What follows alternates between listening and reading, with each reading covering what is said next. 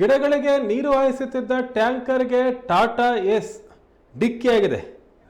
ಈ ಘಟನೆ ನಡೆದಿರೋದು ಹೊಸಕೋಟೆಯ ದಾಬಸ್ಪೇಟೆ ಹೆದ್ದಾರಿಯಲ್ಲಿರ್ತಕ್ಕಂಥ ದೊಡ್ಡಬಳ್ಳಾಪುರ ತಾಲೂಕಿನ ಮೇಷ್ಟ್ರು ಮನೆ ಕ್ರಾಸ್ ಬಳಿ. ಟಾಟಾ ಏಸ್ ವಾಹನದ ಚಾಲಕನಿಗೆ ಗಂಭೀರ ಗಾಯಗಳಾಗಿದೆ. ಆ ಗಾಯಗೊಂಡ ಚಾಲಕ ತ್ಯಾಮಗೊಂಡ್ಲು ಮೂಲದ ಕಾರ್ತಿಕ್, 30 ವರ್ಷದ ಯುವಕ, ತ್ಯಾಮಗೊಂಡ್ಲು ಮೂಲದ ಕಾರ್ತಿಕ್. ಇವರು ಆ ಹೆದ್ದಾರಿಯಲ್ಲಿ ಗಿಡಗಳಿಗೆ ನೀರು ಹಾಯಿಸ್ತಾ ಇದ್ರು ಟ್ಯಾಂಕರ್ನಿಂದ.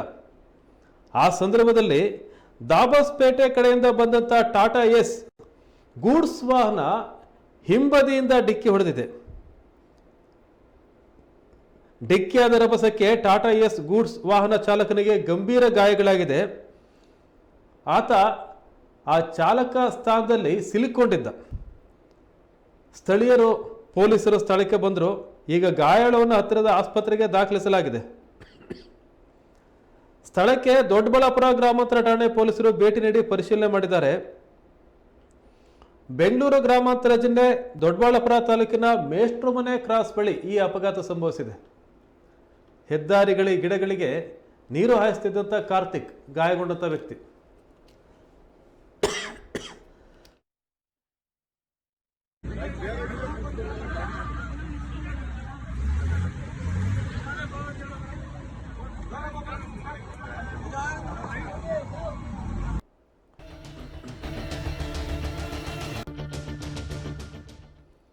ಟ್ಯಾಂಕರ್ ಮೂಲಕ ಹೆದ್ದಾರಿಯ ಗಿಡಗಳಿಗೆ ನೀರು ಹಾಯಿಸಿದಂಥ ಆ ಟ್ಯಾಂಕರ್ನ ಚಾಲನೆ ಮಾಡ್ತಿದ್ದಂಥ ವ್ಯಕ್ತಿ ಕಾರ್ತಿಕ್.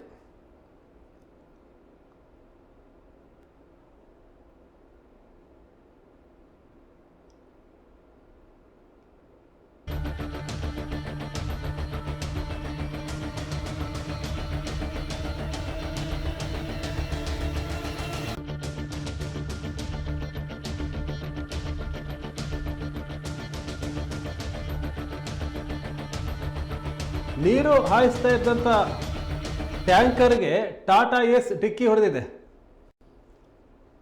ಹಿಂಬದಿಯಿಂದ ಈ ಟ್ಯಾಂಕರ್ಗೆ ಟಾಟಾ ಏಸ್ ವಾಹನ ಡಿಕ್ಕಿ ಹೊಡೆದಿದೆ. ಈ ಎರಡೂ ವಾಹನಗಳ ಮಧ್ಯೆ ಸಿಲುಕೊಂಡಂಥ ವ್ಯಕ್ತಿ ಟಾಟಾ ಏಸ್ನಲ್ಲಿದ್ದಂಥ ಚಾಲಕ ಕಾರ್ತಿಕ್. ಟಾಟಾ ಏಸ್ನಲ್ಲಿದ್ದ ಚಾಲಕ ಕಾರ್ತಿಕ್ ತೀವ್ರವಾಗಿ ಗಾಯಗೊಂಡಿದ್ದಾರೆ. ಅವ್ರನ್ನ ಆಸ್ಪತ್ರೆಗೆ ದಾಖಲಿಸಲಾಗಿದೆ. ಆ ಡಿಕ್ಕಿ ಹೊಡೆದ ರಭಸಕ್ಕೆ ಕಾರ್ತಿಕ್ ತಮ್ಮ ಡ್ರೈವರ್ ಸೀಟ್ನಲ್ಲೇ ಸಿಲುಕೊಂಡಿದ್ರು. ಅವರನ್ನು ದೊಡ್ಡಬಳ್ಳಾಪುರದ ಆಸ್ಪತ್ರೆಗೆ ದಾಖಲಿಸಲಾಗಿದೆ. ಸ್ಥಳಕ್ಕೆ ದೊಡ್ಡಬಳ್ಳಾಪುರ ಗ್ರಾಮಾಂತರ ಪೊಲೀಸರು ಭೇಟಿ ಕೊಟ್ಟಿದ್ದರು. ಚಾಲಕ ನರಳಾಡ್ತಾ ಇದ್ದಂಥ ದೃಶ್ಯ ತಕ್ಷಣವೇ ಸ್ಥಳೀಯರು ಮತ್ತು ಪೊಲೀಸರ ನೆರವಿನಿಂದ ಆ ಟಾಟಾ ಏಸ್ನ ಚಾಲಕ ಕಾರ್ತಿಕ್ನನ್ನು ಹೊರಕ್ಕೆ ಕರೆದುಕೊಂಡು ಬಂದು ಆಸ್ಪತ್ರೆಗೆ ದಾಖಲು ಮಾಡಲಾಗಿದೆ.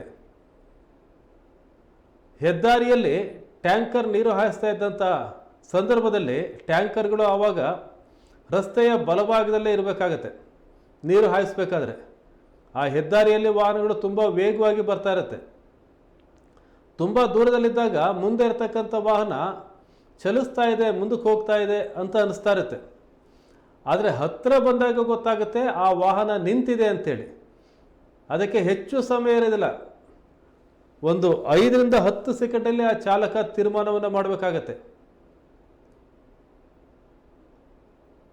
ವಾಹನಕ್ಕೆ ನೀರು ಹಾಯಿಸ್ತಾ ಇರಬೇಕಾದ್ರೆ ಆ ಟ್ಯಾಂಕರ್ಗೆ ಹಿಂಭಾಗದಲ್ಲಿ ಯಾವುದಾದ್ರೂ ಒಂದು ಮುನ್ಸೂಚನಾ ಫಲಕವೋ ಪಟ್ಟಿಯನ್ನು ಹಾಕಬೇಕಾಗಿತ್ತು. ಅಂಥದ್ದು ಇದೆಯೋ ಇಲ್ವೋ ಗೊತ್ತಾಗ್ತಿಲ್ಲ.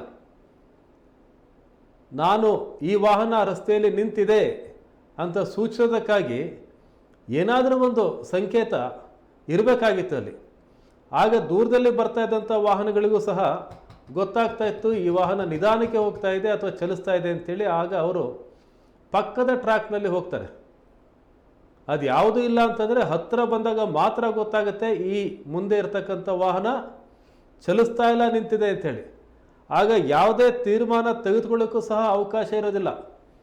ಕೇವಲ ಒಂದು 5-6 ಸೆಕೆಂಡಲ್ಲಿ ತೀರ್ಮಾನ ಮಾಡಬೇಕಾಗತ್ತೆ. ವೇಗವಾಗಿ ಬರ್ತಾ ಇರಬೇಕಾದ್ರೆ ಅಷ್ಟು ಹತ್ತಿರಕ್ಕೆ ಬಂದು ಎಡಕ್ಕೆ ವಾಹನವನ್ನು ತಿರುಗಿಸಿದರೆ ಪಲ್ಟಿಯಾಗೋ ಸಾಧ್ಯತೆ ಇರುತ್ತೆ. ಅದರ ಹಿಂಭಾಗದಲ್ಲಿ ಬರ್ತಿರತಕ್ಕಂಥ ವಾಹನ ಡಿಕ್ಕಿಯಾಗಿ ಸರಣಿ ಅಪಘಾತ ಆಗೋ ಸಾಧ್ಯತೆಯೂ ಸಹ ಇರುತ್ತೆ. ಆದರೆ ಟಾಟಾ ಎಸ್ನಲ್ಲಿದ್ದಂಥ ಚಾಲಕ ವಾಹನವನ್ನು ನಿಯಂತ್ರಣ ಮಾಡಲಿಕ್ಕೆ ಪ್ರಯತ್ನಪಟ್ಟು ಕೊನೆಗೆ ಆ ಟ್ಯಾಂಕರ್ಗೆ ಡಿಕ್ಕಿ ಹೊಡೆದಿದ್ದಾನೆ.